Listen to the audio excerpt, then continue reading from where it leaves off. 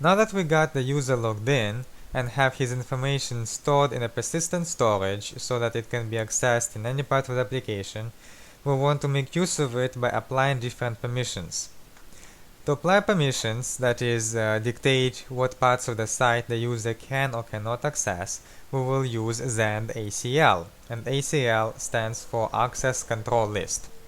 Access Control List from Zend works by applying roles to resources. Resource is any part of your site. In this case, it is going to be a combination of a controller and an action. The role is what dictates what type of user it is, and this is how Zend will figure out whether to allow the user for a particular resource or not. So, for example, if John is a user, then he will have access to listing books. But if Rob is an admin, he will have access to editing and adding new books. To remind you what books I'm talking about, earlier we've created a controller called book controller that gives us ability to list all the books stored in this database table. And then we created another simple controller that adds, edits, or deletes an arbitrary book. We would not actually doing anything, but it's just there for our examples.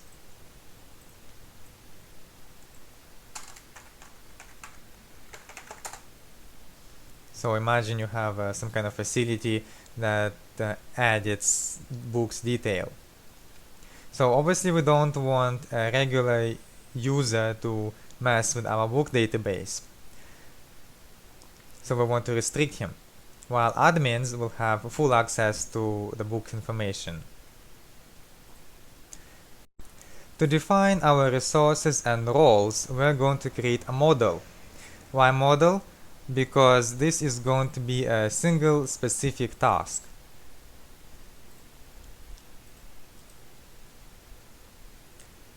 So I will create a file called library ACL, library access control list. So my class name has to be model, because it's in the models folder.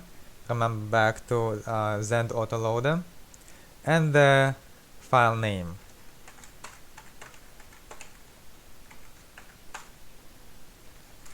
It will extend Zend ACL. The class is very simple. It has a construct that will contain all of the details. Now I will define a list of resources. For this example, resources will correspond to our controller and action. First resource we'll add is for controller book.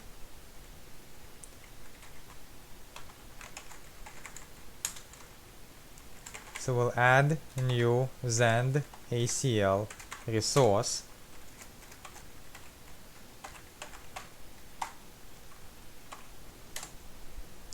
And I will add the ability to add and edit a book.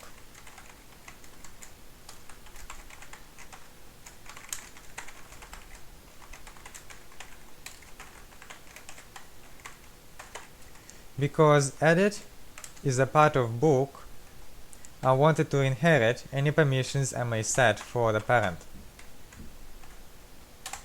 So anything that I do for book will automatically be available to the edit. This does not mean, however, that what I defined for edit will be available back to the book.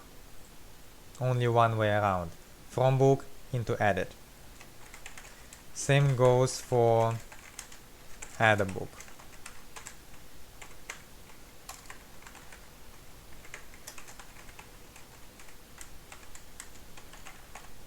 Addition of a book inherits from the parent book controller set of permissions. I will also create a resource for listing books. So once again, first I have to create the resource for overall books. Add new Zend ACL resource books.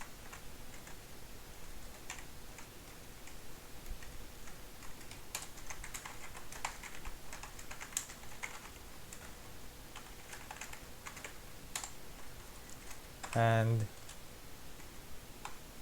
list, which inherits from books. So now that I got these resources, I got to define who all can use these resources. Now I will create roles. This is done through the method add role, which adds an ACL role. The first role you defined should always be the one that has lowest permissions. In our case, it's going to be user.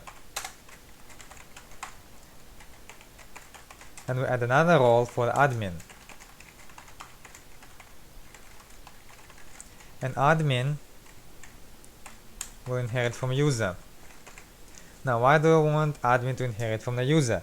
Well, that's because I want admin to do all of the basic things that the user can do, plus its administrative privileges. Once again, this does not mean that the user will somehow get the abilities of an admin. This only works one way.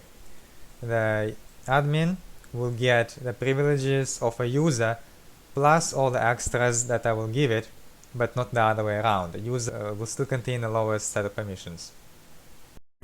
Now that I have resources and roles defined, I now have to dictate who has access to what. First up, once again, I will move from the lowest privileges to the top. This way the inheritance will work properly. So first I will let the application know that the user has access to listing books.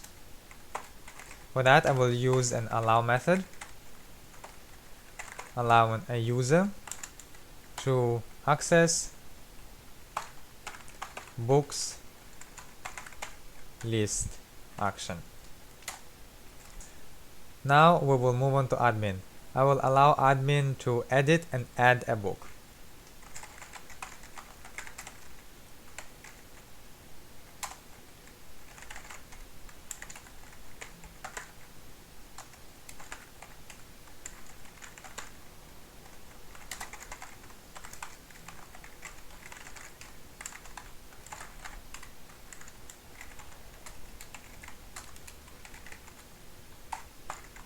And because admin inherits from user, he will automatically have the ability to list books if he wishes to. So now that we got our permissions outlined, we need to somehow let the application know about it. The tricky bit is that we can't simply call onto this model the way we did with others by typing in a new model library ICL, because if we do that, it will run only when a certain controller is called. But we want to make sure that the user has the permission to access the controller before the controller actually runs. For that, we need to somehow let this controller check the privileges before the application fully executes.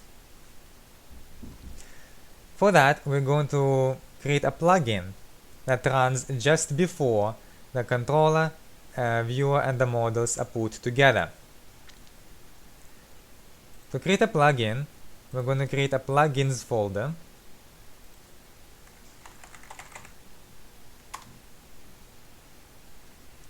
And we're going to create a plugin called access check. And what this will do is it will call the ACL that we just created and check against the currently logged in user.